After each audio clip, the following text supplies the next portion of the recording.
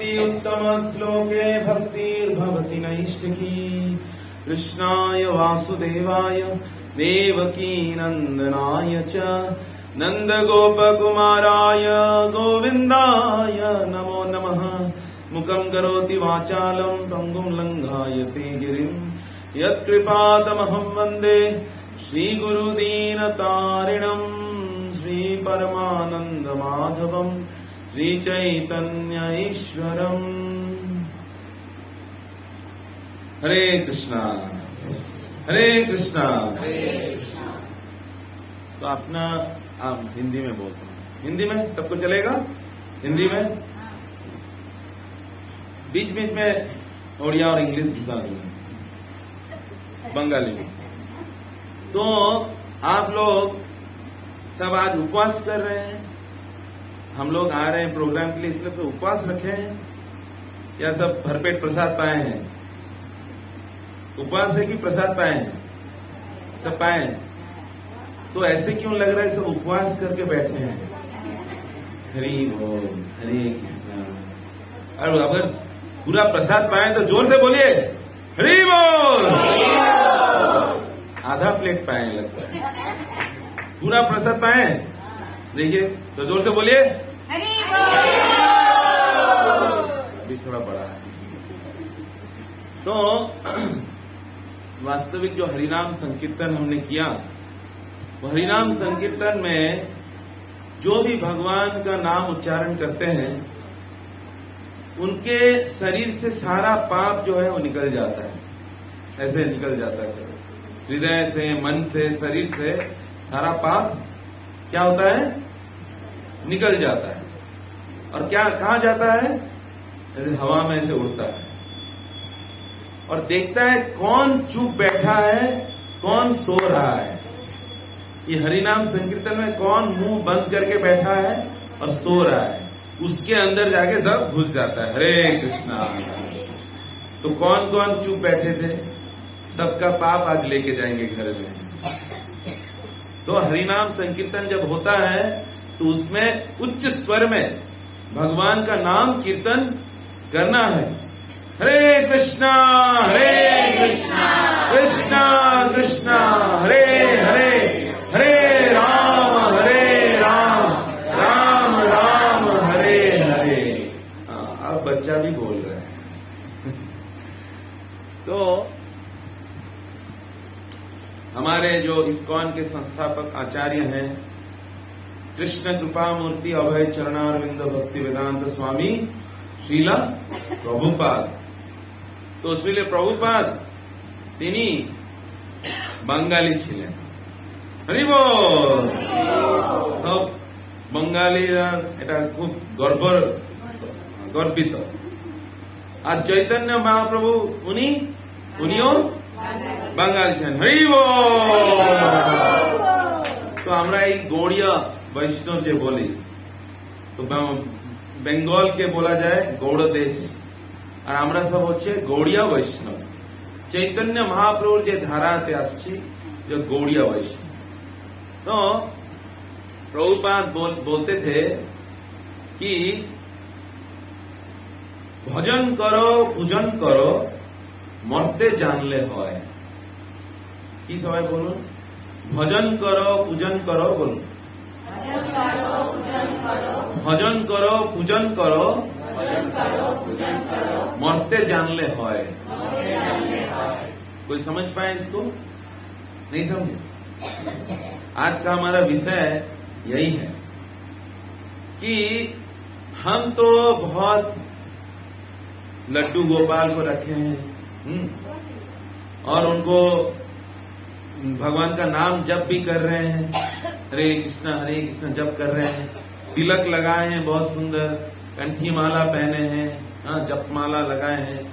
तो बाहर से हम क्या दिखते हैं? वैष्णव दिखते हैं। सब बाहर से सुंदर वैष्णव दिखते हैं, तिलक सुंदर लगाकर एकदम चकाचक होके आ गए। लेकिन हमारे हृदय में क्या कृष्ण के लिए प्रेम है? प्रभुपाद जी यही बोल रहे हैं, भजन करो पूजन करो। आप दुनिया को माता जी अपनी बसे जान, अपनी बसे जान, तापर अपनी आरंभ करब।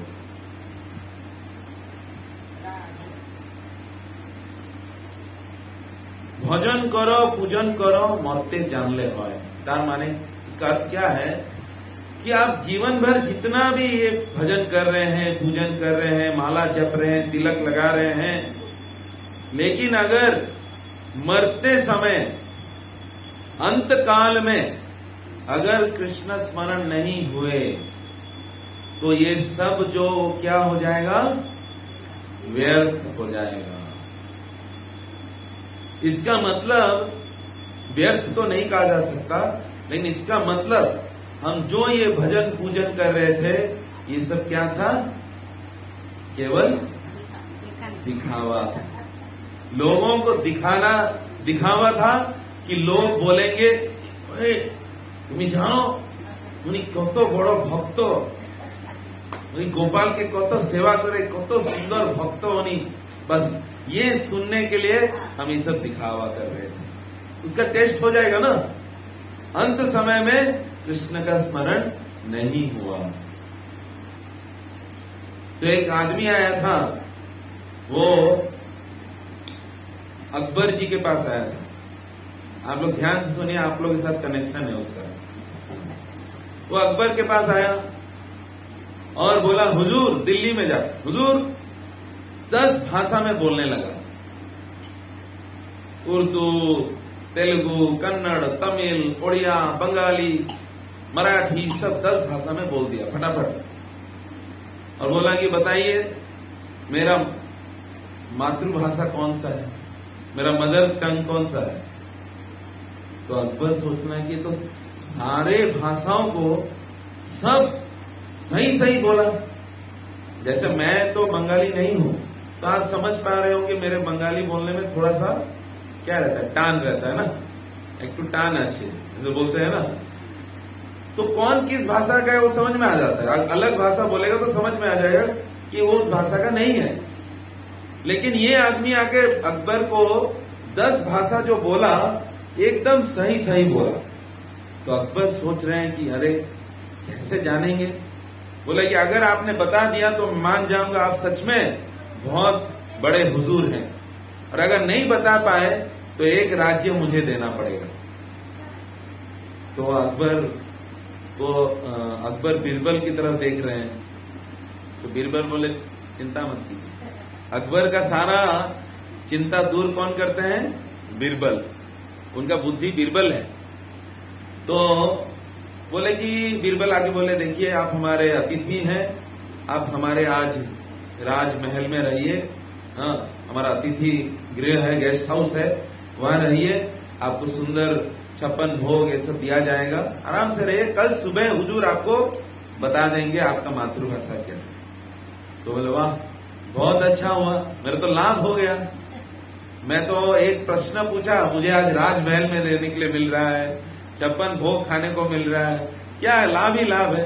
और कल सुबह तो बता नहीं पाएंगे तो एक राज्य भी मेरा हो जाएगा, तो पूरा लाभ है। आराम से जाके अपने गेस्ट हाउस में सो गया। फिर उसके लिए 56 भोग आया, वो खाया, सब बोले अब रेस्ट लीजिए। अब रात में 4 हट्टे कट्टे गुंडे आए उसके रूम में, एक बड़ा सा चादर उसके ऊपर डाले और लाठी से उसको दे धार पीटने लगे। तो जब लाठी पड़ा 2 मिनट में क्या बोलने लगा पता है, अरे मरे गलो छेड़े दाओ। तो बोले कि ठीक है छोड़ दो, अभी इसको छोड़ दो। तो उसको ले आए, चादर वादर ले। हम अगले दिन पूरा सज धज के फिर से, क्योंकि बता नहीं सकता ना, मार खाया है, अपमानित हो जाएगा, तो सज धज के पूरा एकदम आपने बहुत अच्छा 56 भोग खिलाया। और मनी मन बोल रहा मार भी कहीं से खिलाया था। तो बोले कि बताइए मेरा मातृभाषा क्या है। और अकबर ने तुरंत, वो तो इंतजार कर रहे थे, तुरंत बोले आपका मातृभाषा क्या है, क्या है बोलिए, बंगाली है। तो वो एकदम आश्चर्य हो गया, अरे आप कैसे बता पाए। मैं इसीलिए हुजूर हूं, ऐसे ही नहीं बैठा हूं यहाँ दिल्ली में, मैं हुजूर में सब जानता हूं, तो अपना मुंह लटका के चला गया। तो बीरबल ने वो 4 लोगों को भेजा था, क्योंकि जानता है जो कोई भी भाषा बोले जब लाठी पड़ेगा तो क्या निकलेगा, मातृभाषा ही निकलेगा। तो मैं क्यों बोल रहा हूं ये, हम जीवन भर ये गोपाल को रखकर हरे कृष्णा गोपाल और कृष्णो कृष्णो कर रहे हैं, है ना। लेकिन जब लास्ट में लाठी पड़ेगा, किस चीज का लाठी, मृत्यु का लाठी पड़ेगा, लास्ट में मृत्यु का लाठी पड़ेगा ना, तब क्या निकलेगा मुंह से, क्या निकलेगा, मांगो बाबा गो, बचाओ बचाओ, तब कृष्ण नाम नहीं निकलेगा। तब हमारा जीवन क्या होगा, जो ये सब ये भजन पूजन सब क्या था, ये सब दिखावा था। और एक टेस्ट कर सकते हैं, आप लोग रसोई करते हैं, प्रभु जी लोग रास्ते में जाते हैं, तो रसोई करते समय जब कढ़ाई है गर्म होता है तो तुरंत हाथ में अगर लग जाए, अनजाने में लग जाता है, मुंह से क्या निकलता है बताइए, सच में मांगो निकलता है। तो इतना कृष्णा भजन करने का क्या लाभ हुआ, कृष्ण नाम नहीं निकलता है। इसीलिए भगवान का जो नाम है, जब तक भगवान के प्रति प्रेम नहीं होगा तब तक हम ऐसे ही केवल दिखावा का करते रहेंगे, दिखावा। प्रभुपाद और एक उदाहरण देते हैं। पहले जो घर में तोता रखते थे, तो कोई कोई तोता को भगवान का नाम सिखाते थे। किसी के घर में है तोता था, सुआ सुख को ना, तो उसको राम कृष्णा सिखाते हैं, तो बोलता है राम कृष्णा बोलता है। तो राम कृष्णा बोलता है तो कोई आके बोलता है कि वाह ये तो बहुत भक्त तोता है, भाग्यवान है, भगवान का नाम ले रहा है। तो लेकिन जब बिल्ली आती है रात को और बिल्ली आके उसका गला पकड़ती है ना तोते का, तब क्या निकलता है उसके मुंह से, बस माता दी ठीक टें टें टें टें करती है, और राम कृष्णा नहीं निकलता है। कितना भी राम कृष्णा वो बोला हो, लेकिन राम कृष्णा नहीं निकलता। हमारा स्थिति भी उसी तरह है। हम ये राम कृष्णा हरे कृष्णा गोपाल सब कर रहे हैं, लेकिन जब मृत्यु आके गला पकड़ेगा तो क्या निकलेगा, टे टे टे मांगो बाबा को निकलेगा। तो इसलिए हम जो बहुत मजा आ रहा है इसको तो जब हम भगवान का नाम जप कर रहे हैं या जो हम भक्ति कर रहे हैं, वो हृदय से होना चाहिए, हृदय से होना चाहिए। लेकिन वो हृदय से करने में एक असुविधा है। क्या क्या असुविधा है? क्योंकि हमारे हृदय में हम कृष्ण को बैठाना चाहते हैं ना। मम मन मंदिरे बसो गिरिधारी, कि मेरे हृदय में आके आप बैठिए। लेकिन हमारा हृदय तो कोई सुंदर स्थान नहीं है ना। हमारा हृदय क्या है, ये तालचेर का कोयला माइन है। तालचेर का कोयला माइन देखे हैं कभी? आप लोग गए नहीं है शायद। मतलब उससे काला और कुछ नहीं हो सकता। हमारा हृदय क्या है, ऐसा काला है ना। जो जो मानते हैं जोर से हरि बोल बोलिए। जो बाकी लोग नहीं मानते हैं, तो हमारा हृदय तो शुद्ध है। हमारा हृदय ऐसे कोयले की तरह काला है, तो उसमें कृष्ण कैसे बैठेंगे आगे? तो हृदय को क्या करना है, क्या करना है, शुद्ध करना है। हृदय को शुद्ध करना है। जब हृदय पूर्ण रूप से शुद्ध हो जाएगा, आज जैसे वैष्णव आएंगे घर पे, इसलिए आपने पूरा घर को सजाया है, सजाया है कि नहीं, साफ किया है, सजाया है। तो ऐसे कृष्ण को हम जब हृदय में बसाना चाहते हैं, तो हृदय को क्या करना होगा, पूर्ण रूप से शुद्ध और स्वच्छ करना। और वो कैसे हो सकता है? वो हो सकता है, भागवतम में बताया गया है, शृण्वताम स्वकथा कृष्ण पुण्य श्रवण कीर्तन हृदयंतो सही अभद्राणी विधुनोति सुहृद सताम।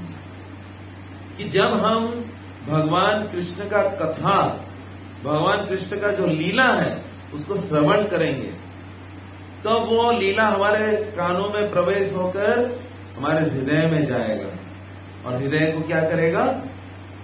मार्जन करेगा, शुद्ध करेगा। इसलिए हमें भगवान का कथा सुनना चाहिए और श्रद्धा पूर्वक उसका श्रवण करना चाहिए।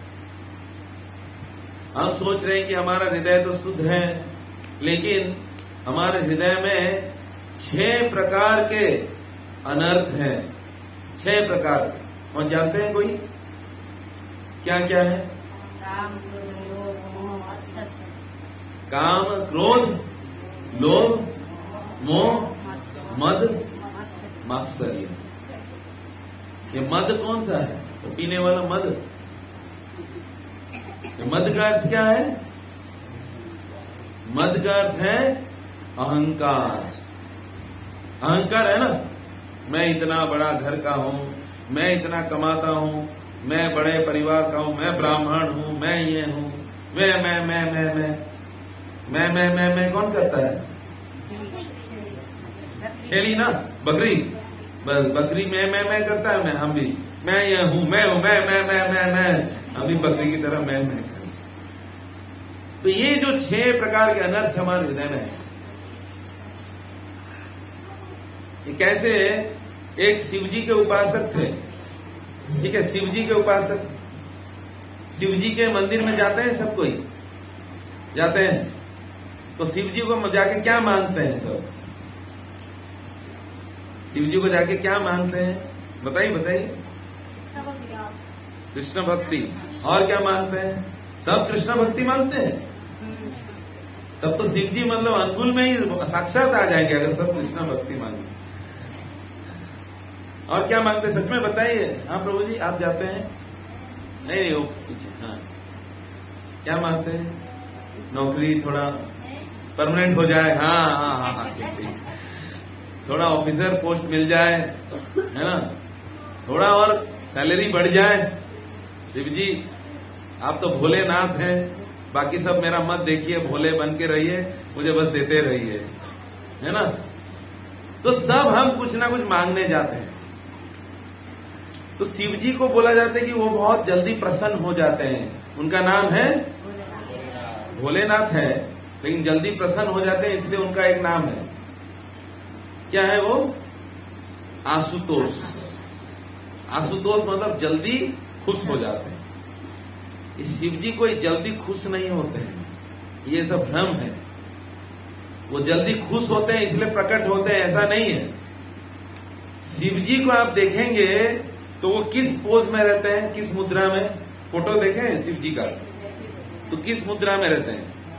ध्यान मुद्रा में, है ना, ऐसे बैठे रहते हैं। और हाथ में एक माला रहता है, और माला में क्या जप करते हैं? हरे कृष्णा कृष्णा कृष्णा हरे हरे, हरे राम राम राम हरे हरे। तो जो भी आता है, प्रभु एक तो सुनो, प्रभु আমি আসছি। तो ले कौन आ गया फिर डिस्टर्ब करने मेरे माला जप में? तो क्या हुआ? तो इसीलिए प्रकट होते हैं, ये नहीं कि हम पे खुश हो गए तो प्रकट हो रहे हैं, हमें जल्दी भगाने के लिए प्रकट होते हैं। क्या चाहिए बताओ, जल्दी बताओ और जाओ, भागो यहां से। बोले प्रभु मेरा ये सब लिस्ट है, केवल 101 आइटम, बस इसको आप जरा पूर्ण कर दीजिए, मेरा और कुछ नहीं चाहिए, छोटा सा लिस्ट लाया। हाँ बस तुम्हारा तो वही सब है, वॉशिंग मशीन, फ्रिज हो, गाड़ी, नौकरी, बच्चे, यही सब। हाँ प्रभु आप तो सब जानते हैं, थोड़ा पूर्ण कर दीजिए। ठीक है जाओ, तथास्तु, भगा दिए।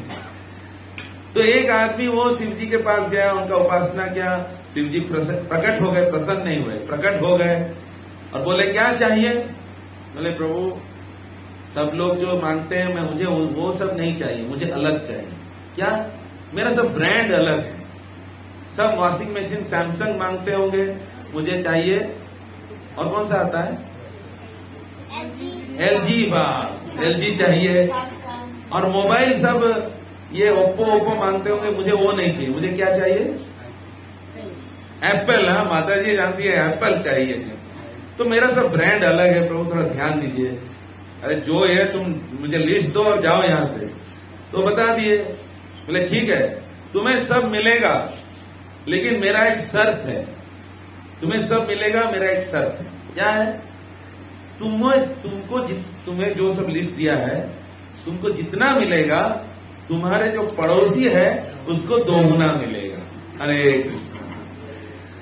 तो जैसे ही इसने ये सुना कि मुझे जो मिलेगा उसको 2 गुना मिलेगा, उससे लगा जैसे एक बहुत बड़ा बिजली गिरा उसके सर पे। हाँ प्रभु, वो सोचने लगा तपस्या मैंने किया, बेल पत्ता नारियल केला मैंने चढ़ाया, इतना कष्ट से शिव जी को प्रकट मैंने कराया, डबल उसको मिलेगा।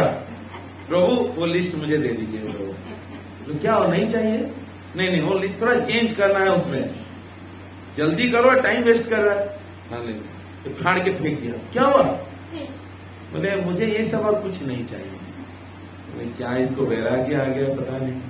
तो क्या चाहिए? प्रभु आप अगर मेरे ऊपर प्रसन्न हैं तो इतना कृपा कीजिए कि मुझे आशीर्वाद दीजिए, मेरा एक आंख अंधा हो जाए तो उसका 2 आंख अंधा हो जाएगा।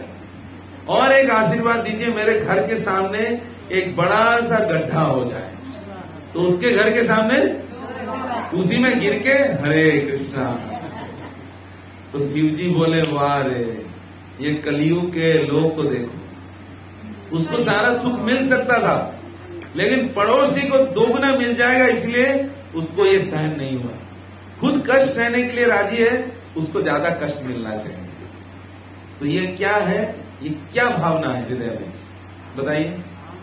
ये सब हमारे अंदर है कि नहीं? है कि नहीं? है तो जोर से हरि बोल बोलिए। सब लज्जा कर रहे हैं। अरे स्पष्ट बोलिए ना, है कि नहीं? है ना? जोर से हरि बोल बोलिए।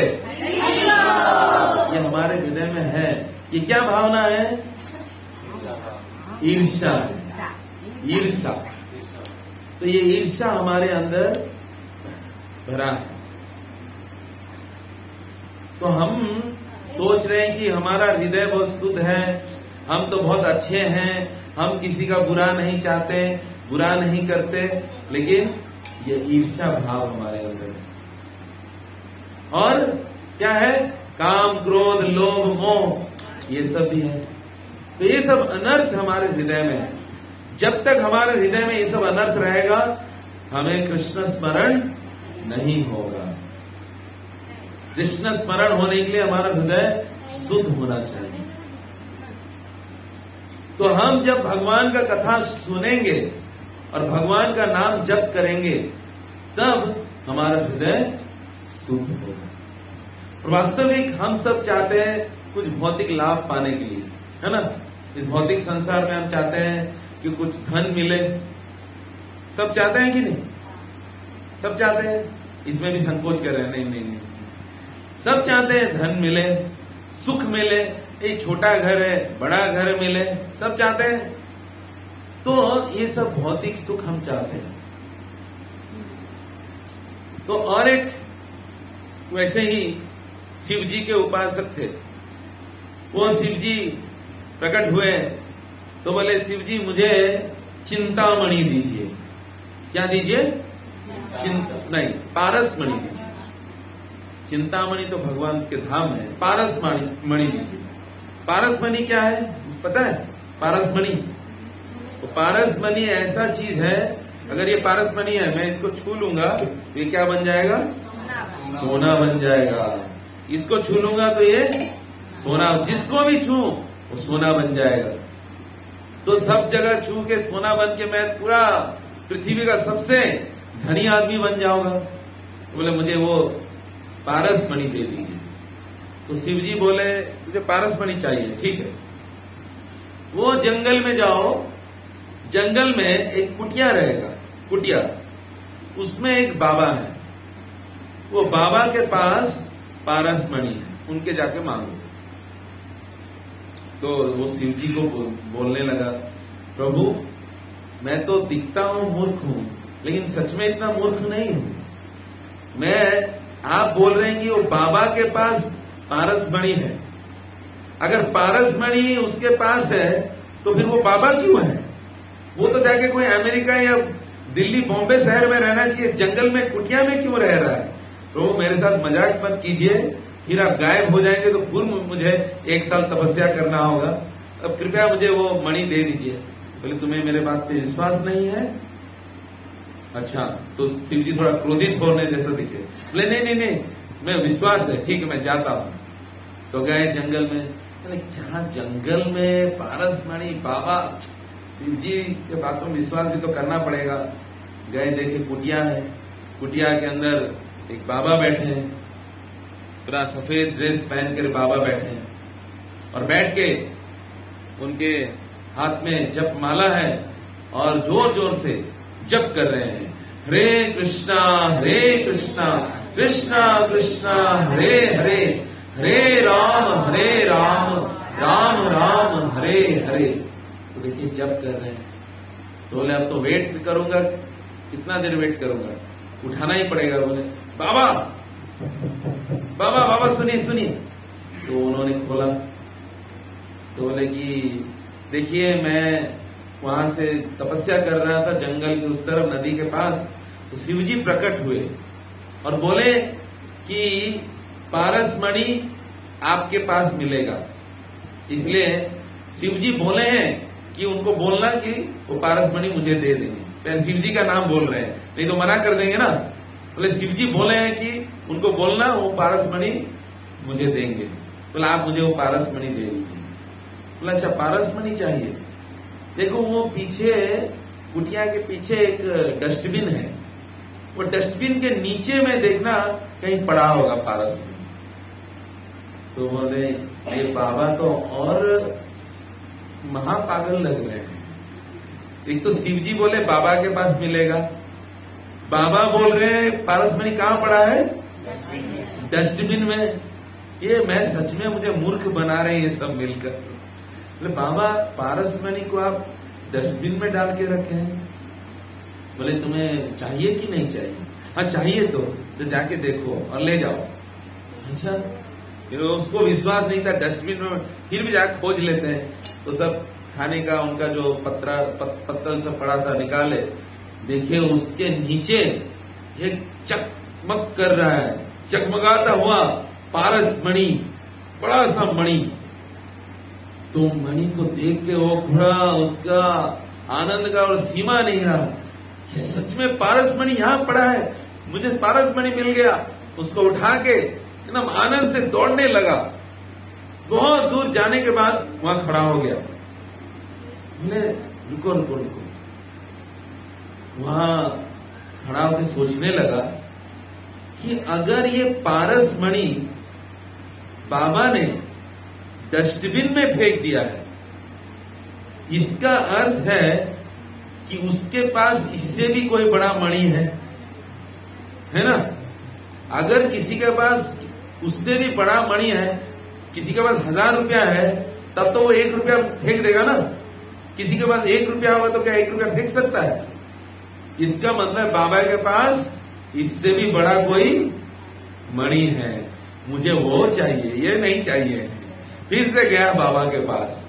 बोले बाबा देखिए आप तो बाबा हैं, आपको इस सब चीजों की जरूरत नहीं है। पारस मणि को आपने फेंक दिया है, इसका मतलब है इससे भी बड़ा कोई मणि है आपके पास है, लेकिन आपके कुछ काम का तो नहीं है, मुझे दे दीजिए, मैं उसको काम में लगाऊंगा। बोले तुम्हें सच में वो मणि चाहिए? बोले नहीं। पहले तो बोले आपके पास ऐसा कुछ मणि है? बोले हाँ, ये मेरे पास जो धन है उसके सामने ये एकदम कांच जैसा है। तो इसके मन में और लोभ बढ़ने लगा, ये कांच है तो वो क्या है, मुझे वो ही चाहिए। बोले बाबा मुझे वो दे दीजिए। बोले ठीक है, एक शर्त पे दूंगा, ये जो तुम्हारे हाथ में है पारसमणि, इसको जाओ पहले यमुना में फेंक के आओ, यमुना नदी में। तो फिर से सोच में पड़ गया, अरे यमुना में फिर फेंक दूंगा और बाबा ने मुझे कुछ खाने के लिए फल फूल दे दिए तो गया मेरा, ये भी गया वो भी गया। तो बोले कि क्या सोच रहे हो, विश्वास नहीं हो रहा है? नहीं ठीक है, मैं जाता हूं। तो पहले कम से कम लोग जो है सच्चे होते थे, ऐसे कलयुग के लोग से ठगने वाले नहीं होते थे। वो सच में जाके यमुना में वो पारसमणि को फेंक दिए और फिर आए, बोले बाबा अब मैंने फेंक दिया है, वो मणि दीजिए। बोले ठीक है, अब मैं दूंगा तुम्हें मणि। तो ये मन में पूरा आनंदित होके, मुझे अब वो मणि मिलने वाला है, सबसे कीमती मणि। बोले यहाँ पे बैठो बैठो। और जब वो बैठे तो बोले कि आंख बंद करो और अपना हाथ दिखाओ। तो आंख बंद करके आंख सोच रहे हैं क्या मिलेगा क्या मिलेगा। तो वो बाबा ने अपना जो जप माला था वो जप माला निकाला और उसके हाथ में रख दिया। ये है सबसे बड़ा धन। हरिबो। तो वो खोल के देगा, ये क्या है बाबा, ये कोई जप माला है? यही वास्तविक धन है, यही वास्तविक धन है।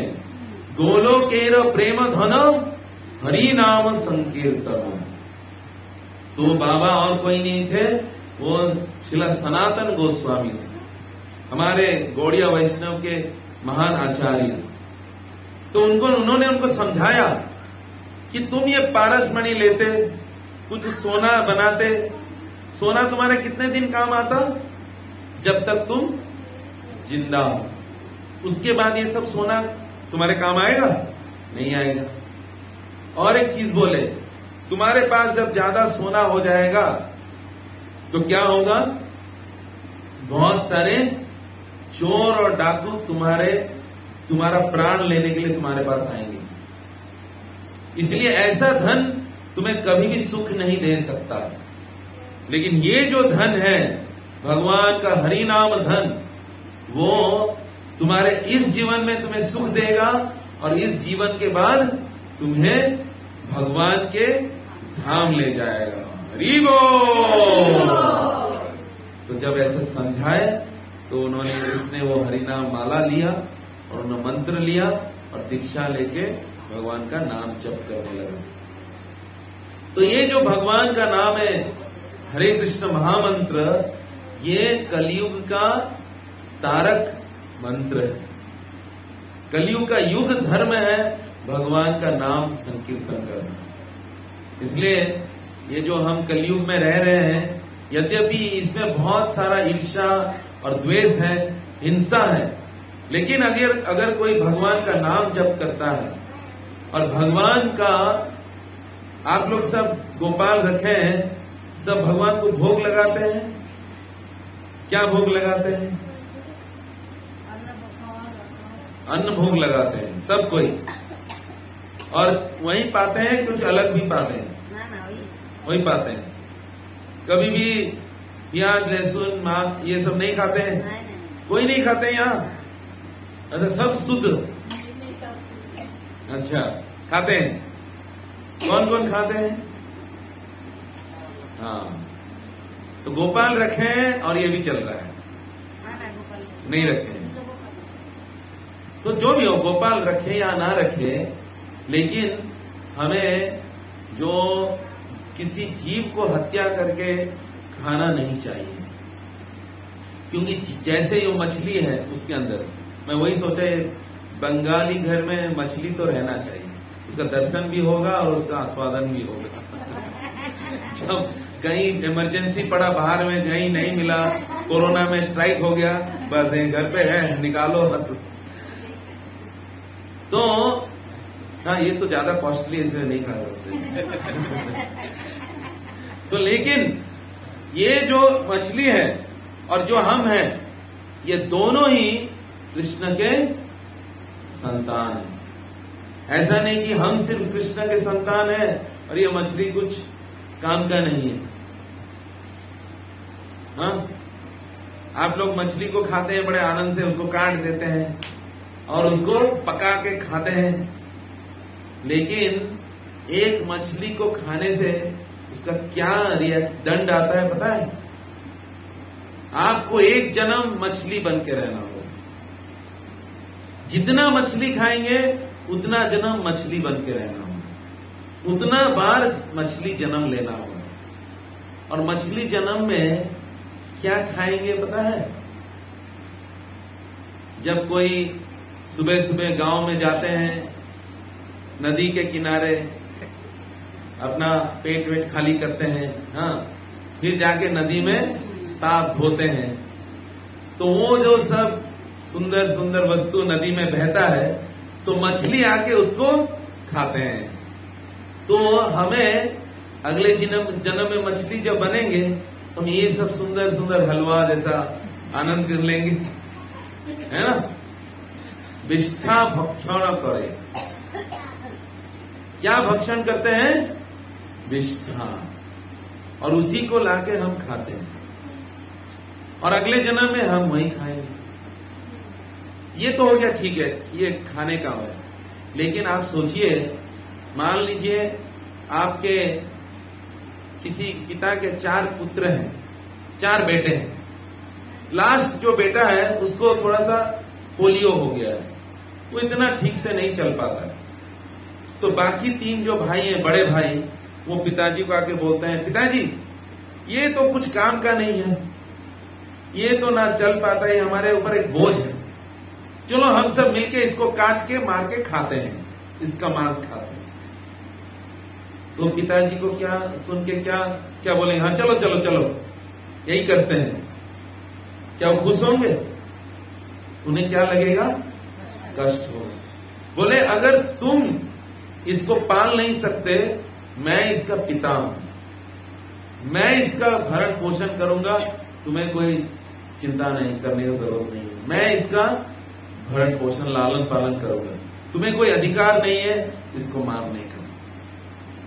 तो ठीक उसी तरह जितने भी जीवात्मा है, ये मछली है, ये चिकन है, ये मुर्गी है, जो भी है, ये सब भी कृष्ण के संतान हैं। कृष्ण भगवत गीता में बोलते हैं, पिता हम अस्य जगतो माता धाता पितामह ममई वांस जीव लोके जीव भूत सनातन। ये सारे जीव, केवल नहीं बोलते हैं कि भारतीय जीव, केवल नहीं बोलते हैं कि मनुष्य, जितने भी जीव हैं वो सब मेरे संतान हैं। इसलिए वो कृष्ण के संतान को अगर हम मार के खाएंगे तो क्या हम यहाँ कृष्ण को पूजा कर रहे हैं, कृष्ण का कृपा चाहते हैं, लेकिन कृष्ण के संतान को मार के खा रहे हैं, तो क्या कृष्ण पर कभी प्रसन्न हो सकते हैं? क्या हो सकते हैं? कभी नहीं हो सकते। इसलिए हमें कृष्ण का भक्ति करना है तो पूर्ण रूप से करना है। एक अंग करेंगे और एक तरफ नहीं करेंगे तो कृष्ण प्रसन्न नहीं होंगे। तो इसलिए सारे जीव कृष्ण के संतान हैं और कृष्ण ने हमें खाने के लिए बहुत कुछ दिया है, सस्य दिया है, धान दिया है, खाने के लिए फल मूल, दूध दही घी सब दिया है, उसमें कोई पाप नहीं है, वो भी भोग लगा के खाना चाहिए, लेकिन कम से कम किसी जीव को हत्या नहीं करना चाहिए। तो कहीं पे हम बोलते हैं तो बोलते हैं, अरे आप तो बोल रहे हैं कि हत्या करने से हमें पाप लगेगा ना, हम तो हत्या थोड़ी करते हैं, हम तो केवल खाते हैं, हम रसोई करते हैं और खाते हैं, हमें कौन सा पाप लगेगा। लेकिन ये शास्त्रों में बताया गया है कि जो 5 प्रकार के लोग होते हैं उनको समान रूप से दोष लगता है। जो उनको पालता है, जो उनको काटता है, जो उनको लेके आता है घर पे, जो रसोई करता है और जो खाता है, ये 5 समान रूप से दोषी होते हैं। और अगला जन्म फिर प्रस्तुत हो जाइए नदी या तालाब में, वो सब सुंदर सुंदर वस्तु खाने के लिए। तो इसलिए हमें ध्यान देना चाहिए कि मनुष्य जीवन मिला है, हमें उसका कैसे उपयोग करना चाहिए। तो ये कार्तिक महीना चल रहा है, इस कार्तिक महीना में व्रत लीजिए, और जीवन में ये मांस और कभी भक्षण नहीं करना है। इतना सा तपस्या भगवान कृष्ण के लिए हमें करना है। कर सकते हैं कि नहीं? जोर से बोलिए, हरि बोल कर। जो अभी पालन नहीं कर रहे हैं वो जोर से बोलिए। माता जी अकेले वो, बाकी सब नहीं बोल रहे हैं, वही छुप गए हैं। जोर से बोलिए, हरि बोल। हाँ, भगवान सब अटेंडेंस ले लिए हैं। इतना जोर से हरि बोल ले लिए हैं, सब देख लिए। अब देखते हैं कौन पालन करता है कि नहीं। हाँ, तो ये हमारा भलाई के लिए। इसलिए जगन्नाथ भगवान कृष्ण का कथा हमें सुनेंगे तो हमारा हृदय शुद्ध होगा और भगवान का नाम जप करेंगे। तो आप तो जानते हैं कि ओडिशा में जैसे भगवान श्री जगन्नाथ जी हैं, वो तो पूरे विश्व के स्वामी हैं और कृष्ण से अभिन्न है।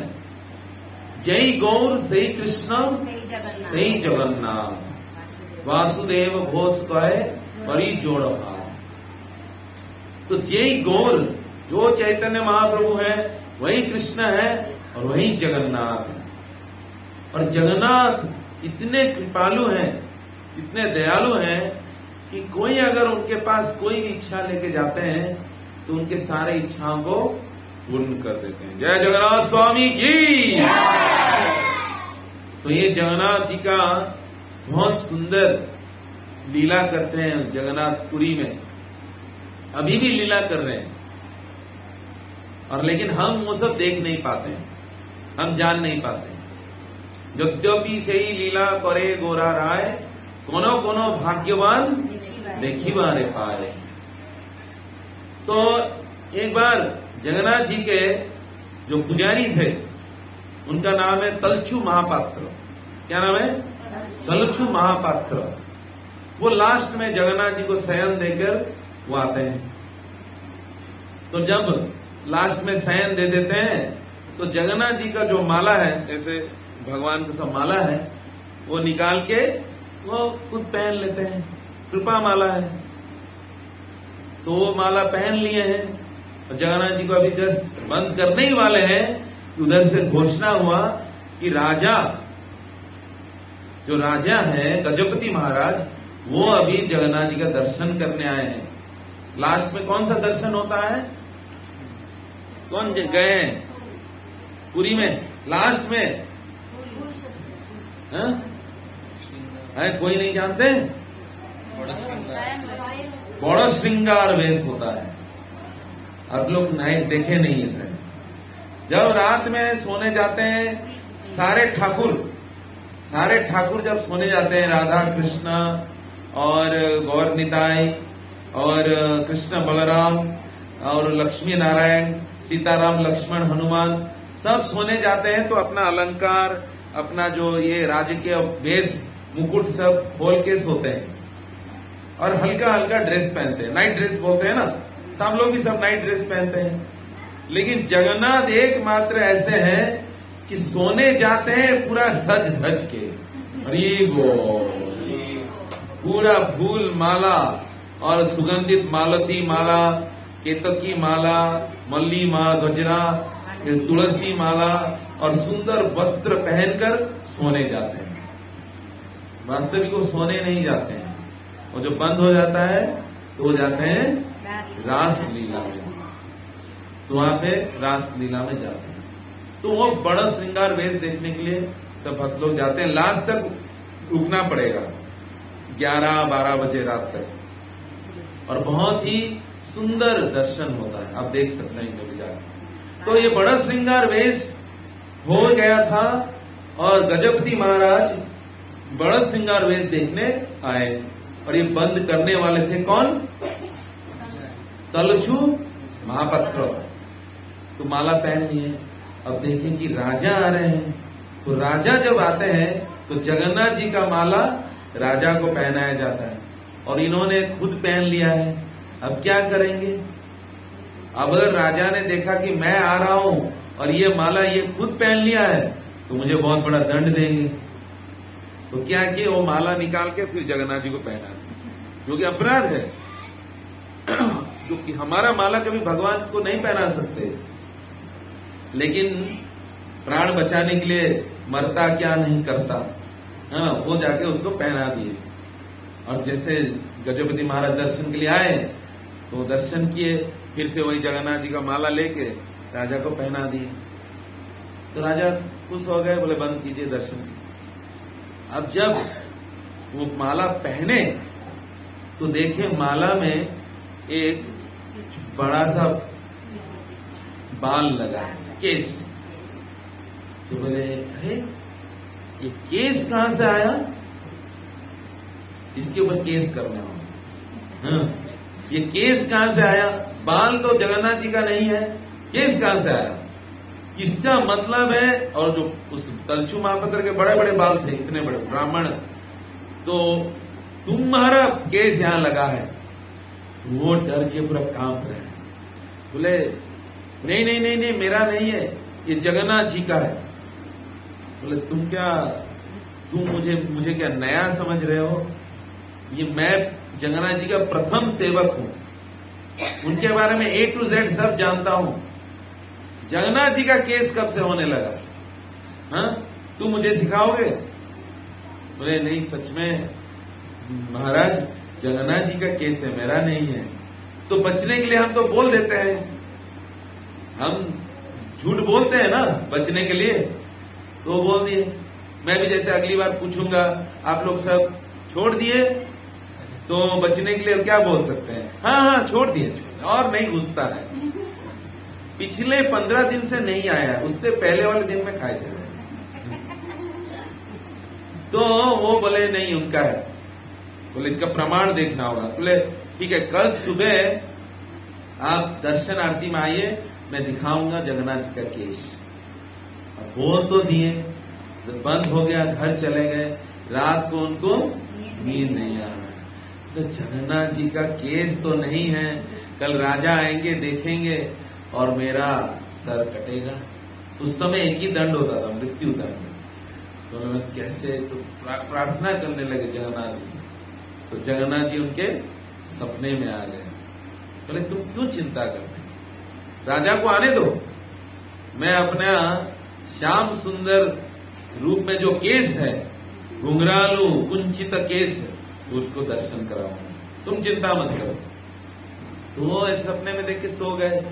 सुबह आके पहले खोले और प्रार्थना कर, सब सेवा खत्म किए और राजा का इंतजार कर रहे थे।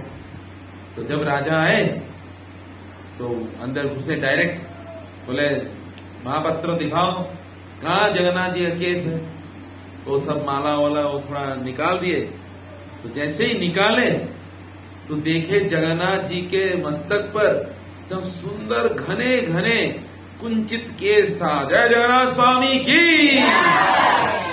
तो देख के राजा आश्चर्य हो गए, अरे जगन्नाथ जी का केस कब से आया। तो राजा को लगा क्या, ये जो तलछू महापात्र है ये नकली केस लगा दिया है, चिपका दिया है, फेविकॉल लगा के चिपकाया है बचने के लिए। आप तुम ऐसा कर सकते हो, जगन्नाथ जी को नकली बाल लगाए हो। बोले ये नकली नहीं है, उनके अपने बाल है। बोले झूठ बोल रहा है। तो ऐसे पकड़ के वो बाल से टान दिए, जब जोर से टान दिए, कुछ बाल उनके हाथ में टूट के आ गया और जगन्नाथ जी के सर से खून बह गया। खून बहते हुए देखकर राजा का हाथ कांपने लगा। ये भगवान, मैंने क्या किया, जगन्नाथ जी को इतना कष्ट दिया, उनका खून बह रहा है। और उनके चरणों दंडवत प्रणाम करके उनको माफी मांगने लगे, हे प्रभु मुझे क्षमा कर दीजिए, मैं इतना बड़ा संशय करके आपको कष्ट दिया, मुझे क्षमा कर दीजिए। तो धीरे धीरे फिर वो खून बंद हो गया और बोले कि वो तलछू महापात्रों को भी क्षमा मांगे कि मुझे क्षमा कर दीजिए, मैंने आपके ऊपर इतना शक किया। और फिर राजा अपने घर चले गए, बहुत दुखी हो गए। और तलछू महापात्रों को जगन्नाथ जी देख के हंस रहे हैं, बच गया कि नहीं, हाँ? मैंने बोला था ना मेरे केस आ जाएंगे, अब देखो मेरा केस आ गया। तो अपने भक्तों के लिए जगन्नाथ जी ऐसा लीला कर रहे हैं, खुद कष्ट सहन कर रहे हैं ताकि भक्त का सम्मान रहे। भक्त का मान न टले। इसलिए वो बोलते हैं कि मेरा मान टले चाहे टल जाए, भक्त का मान ना टले। मेरा सम्मान चला जाए, मुझे लोग झूठा बोले, मुझे लोग चोर बोले, लेकिन मेरा भक्त का कभी असम्मान नहीं होना चाहिए। कृष्ण ऐसे अपने भक्तों से प्रेम करते हैं। आप जानते हैं रेमुणा में, आप गए कभी रेमुणा? रेमुणा कोई गए? रेमुणा नहीं गए, बस आप अकेले ही। अरे आपको रेमुणा, उड़ीसा में जब तक है ये सब दर्शन कर लीजिए। रेमुणा में गोपीनाथ है, तो गोपीनाथ, उनका नाम गोपीनाथ था, लेकिन उनके एक भक्त आए थे श्री माधवेंद्र पुरी, वृंदावन से आए थे। तो माधवेंद्र पुरी वह बैठे थे, तो उनके लिए कुछ भोग बन के जा रहा था। 12 भांड में खीर भोग वहां लगता है सामने। तो माधवेंद्र पुरी को वो सुगंध आया और वो सोचे कि इसका बहुत सुंदर सुगंध हो रहा है, ये कैसा टेस्ट होता है, मैं थोड़ा टेस्ट करता तो मैं भी अपने गोपाल जो है गोवर्धन में गोपाल, उसके लिए बनाता। तो जैसे ही ऐसा सोचे तो फिर से रोने लगे। क्यों रोने लगे? क्योंकि भगवान गोपीनाथ को भोग लगने से पहले वो भोग को खाने का इच्छा कर दिया मैंने, इसलिए रोने लगे। मैं कितना बड़ा अपराधी हूं, भगवान को भोग नहीं लगा है और मैं खाने के लिए इच्छा कर रहा हूं, छी मैं कितना बड़ा अपराधी हूं। ऐसे रोते रोते लज्जा से वहां से चले गए बाहर। और ये भोग लगा, 12 भांड भोग लगता है। भोग लगा, पुजारी लेके आए, बंद किए, सो गए। माधवेंद्र पुरी वहां दूर में जाके एक पेड़ के नीचे रो रहे हैं, मैं कितना अपराधी हूं, और जप कर रहे हैं। और इधर रात को 1-1:30 बजे गोपीनाथ जी वो पुजारी के सपने में आए। ले पुजारी, उठो उठो उठो। अरे कौन उठा रहा है, अभी मंगल आरती का टाइम तो हुआ नहीं है, उठो उठो। कौन है? अरे मैं हूं तुम्हारा भगवान। प्रभु आप, क्या हुआ? बोले देखो तुम मेरा दरवाजा खोलो और मेरे धोती उठाओ, वहां देखो एक भांड खीर है, वो एक भांड खीर मैंने चुरा के रख लिया है, उसको लेके मेरा भक्त है माधवेंद्र पुरी, उसको लेके बोले भगवान आपको चुराने की जरूरत क्या है, सब तो आपको ही भोग लगता है। अरे तुम लोग सिर्फ नाम का भोग लगाते हो, खोजते हो तो 12 का 12 है कि नहीं, लेकिन उसमें से मैं एक निकाल दिया।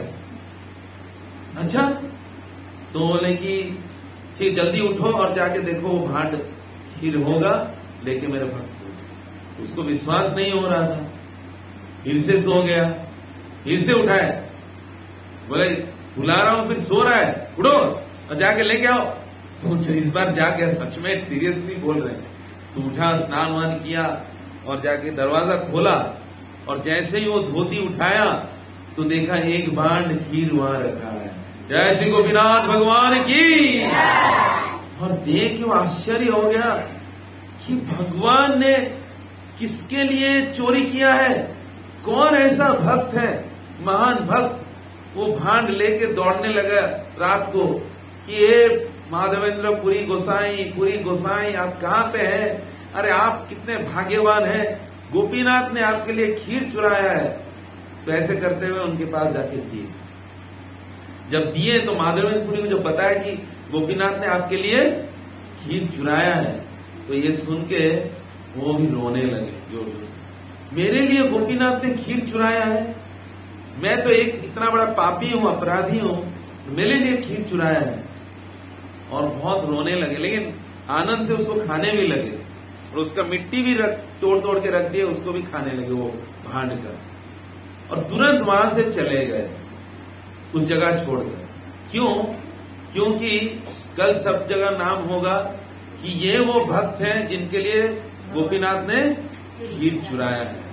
और जो भक्त हैं वो कभी मान सम्मान नहीं चाहते, लेकिन कृष्णा उनका मान सम्मान चाहते हैं। इसलिए वो जब चले गए पुरी में, तो वहां पहुंचने से पहले राजा और प्रजा पूरी के सब बोले आप वही हैं जिनके लिए गोपीनाथ ने गीत सुनाया है, महान भक्त आइए आइए, सब उनको सम्मान दे रहे हैं। और तब से गोपीनाथ क्या बन गए? हीर चोरा गोपीनाथ की। तो गोपीनाथ बोल रहे हैं मेरा नाम के आगे चोर लगना मुझे पसंद है, लेकिन मेरा भक्त के लिए मैं ये सेवा करना चाहता, उसको आनंद देना। तो भगवान कृष्ण का हृदय ऐसा है, अगर कोई कृष्ण का भक्ति के लिए सच में हृदय से उनको कुछ सेवा करना चाहता है तो भगवान उसके लिए अपना सब कुछ देने के लिए तैयार है। बस हमें हृदय से कृष्ण को प्रेम करना है। लेकिन हमारा क्या होता है कि हमारा कुछ समय प्रेम आता है, बाकी समय में फिर ये भौतिक संसार में हम डूब जाते हैं। तो ये बहुत पुण्य महीना है, कार्तिक का महीना। तो कार्तिक का महीना में हमें पुण्य करना चाहिए, भगवान का सेवा करना चाहिए। तो 5 चीज हमें करना चाहिए। पहला है ब्रह्म मुहूर्त में उठना चाहिए। ब्रह्म मुहूर्त मतलब सुबह का 4 बजे उठ के भगवान का नाम जप करना चाहिए। हरे कृष्णा कृष्णा कृष्णा हरे हरे, हरे राम राम राम हरे हरे। भगवान का नाम जप करना चाहिए। दूसरा है तुलसी महारानी का सेवा करना चाहिए, उनको जल देना चाहिए, उनका परिक्रमा करना चाहिए और उनका जो मिट्टी है मस्तक पे लगाना चाहिए। तीसरा है ब्रह्मचर्य का पालन करना चाहिए, संपूर्ण ब्रह्मचर्य इस महीने में।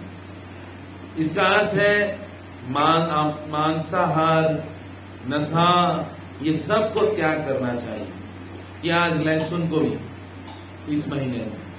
इसका मतलब नहीं कि उसके बाद फिर सब चालू है, उसके बाद फिर कंटिन्यू करना चाहिए, प्रयास करना चाहिए। चौथा है हर दिन दीप दान करना चाहिए। आज भी हम सब दीप दान करेंगे। दीपदान, घी का दीपदान करना चाहिए। जितने सदस्य हैं सब दीपदान करना चाहिए। जैसे घर में एक माँ कर रही है तो हो गया, सबको एक एक दीपदान करना चाहिए। और 5वां है कुछ एक प्रिय वस्तु जो हमें अच्छा लगता है उसका त्याग करना चाहिए। किसी किसी को मीठा पसंद है, किसी किसी को और क्या चाय पसंद है, किसी को सोना पसंद है, थोड़ा समय मिला चलो सो जाते हैं। तो ये जो भी हमें जिसके प्रति हमारा बहुत आसक्ति है, एक चीज हमें छोड़ना है। तो अगर ये 5 चीज हम करते हैं कार्तिक महीने में तो भगवान बोलते हैं कि वो निश्चित रूप से अपने जीवन के अंत में मेरे पास, मेरे धाम में आ जाएगा। हरि बोल। तो ये कार्तिक महीने को दामोदर मास भी कहा जाता है। दामोदर का अर्थ है कि भगवान कृष्ण को यशोदा माई ने क्या किया था, उनको ओखल से बांध दिया था। तो ओखल को क्या बोलते हैं बंगाली में?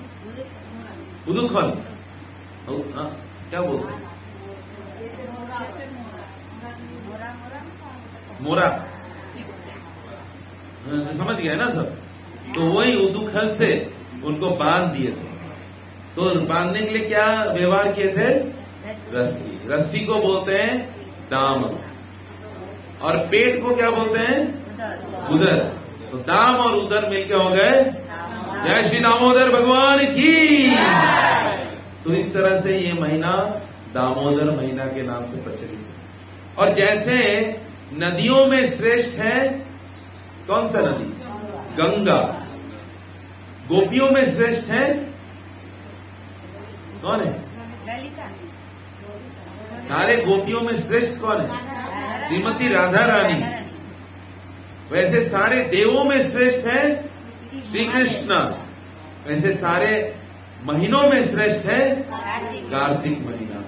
ये कार्तिक महीना जैसा महीना और कोई भी नहीं है, क्योंकि जो कार्तिक महीना, राधा रानी का एक नाम है कार्तिका, उनके मां का नाम क्या है? कीर्तिदा। तो कीर्तिदा की पुत्री है इसलिए कार्तिका। कार्तिका से ये नाम आया है कार्तिक, क्योंकि राधा रानी कृष्ण को बहुत प्रिय है, उनका जो महीना है वो भी कृष्ण को बहुत प्रिय है। तो जैसे दुर्गा पूजा में सब दुकान में लगता है bonus offer, discount sale, 75% discount, bonus bonus, तो ठीक उसी तरह कृष्णा भी ये महीना में बोनस ऑफर लगाए। थोड़ा सा सेवा करेंगे ज्यादा फल मिलेगा, इसी और लेकिन थोड़ा सा पाप करेंगे ज्यादा दंड मिलेगा।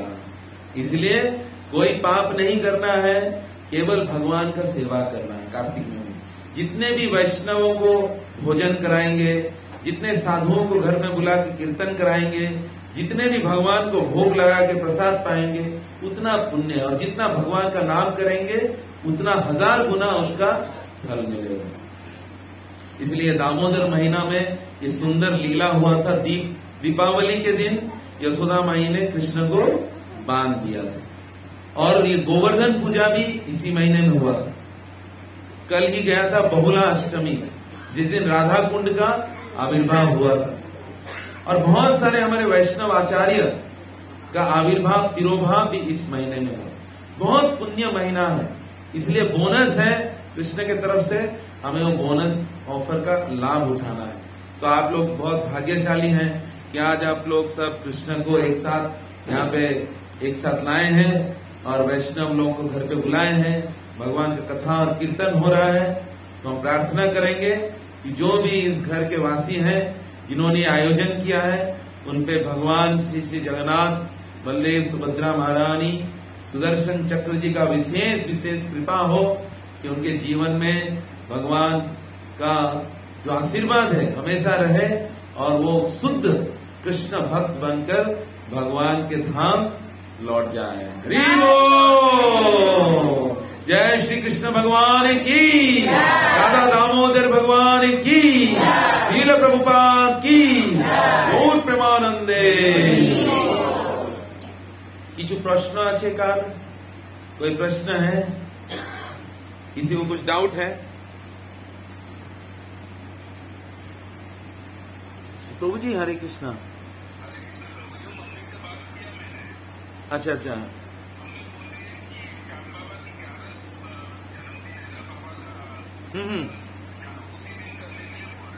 कौन से तारीख प्रभु जी?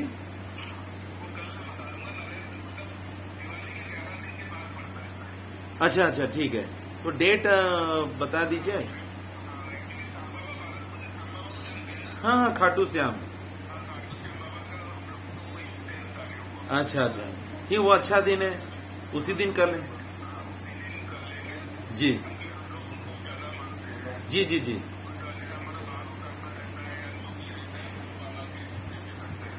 जी जी जी ठीक है जी।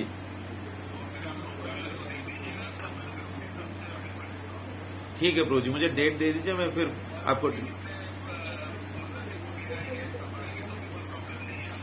ठीक है, मैं सब आपको डिटेल में बता दूंगा प्रभु जी। जी जी, हम सब आएंगे आपके घर। जी ठीक ठीक, धन्यवाद। हरे कृष्ण। हाँ, किछु प्रश्न আছে? कोई प्रश्न है कि सच में आप जो बोल दिए कि छोड़ना होगा, सच में छोड़ना होगा और कभी नहीं? ऐसा प्रश्न आ रहा होगा आज फाइनल। ऐसा प्रश्न आ रहा है? कोई ठीक से देखिए, जो कम उम्र होता है, भजन साधन सब कुछ ठीक से करते हैं, लेकिन धीरे धीरे जब एज आते हैं, शरीर साथ नहीं देते हैं, तो ठीक से नहीं कर पाते। या तब ऐसा भी होता है कि वो भगवान के नाम भी नहीं लेते, तब उसको अंतिम में क्या कर सकते हैं? मन में की बात। बस, बहुत सुंदर प्रश्न पूछे माता जी ने कि बोले कि को जैसे हम धीरे धीरे वृद्ध होते हैं तो हमारा जो जप है, हमारा जो भगवान का सेवा है, वो नहीं हो पाता है। तो ऐसा स्थिति भी आया था श्रील गदाधर पंडित के जीवन में। तो गदाधर पंडित, आप पुरी में जब जाते हैं वहां तोटा गोपीनाथ, तो गदाधर पंडित वो बहुत वृद्ध हो गए थे। और गोपीनाथ जी इतने बड़े विग्रह हैं, पूरा एक रूम के हाइट के, 7 फुट से ज्यादा। तो गदाधर पंडित उनको, और उनका कमर झुक गया था, ऐसे हो गए थे, माला जप करते थे लेकिन कमर झुक गया था, उनको माला नहीं पहना पा रहे थे, कैसे पहनाएंगे? तो रोते थे कि प्रभु मैं आपका और सेवा नहीं कर पा रहा हूं, मैं कैसे आपको माला पहनाऊं, आपका श्रृंगार कैसे करूं? तो भगवान उनके उनके प्रति भगवान इतना आसक्त थे कि वही गोपीनाथ जो खड़े थे वो ऐसे जैसे हम लोग बैठे हैं वैसे बैठ गए। हरि बोल। तो ऐसा अगर भक्ति होगा तो भगवान खुद आएंगे आपको भगवान के धाम ले जाने। और वराह पुराण में भी भगवान ऐसे देते हैं, अपना आश्वासन देते हैं। वो बोलते हैं कि यदि वातादि दोषे न मद भक्त न च अहम स्मरामि, कि अगर मेरा भक्त वातादि मतलब वात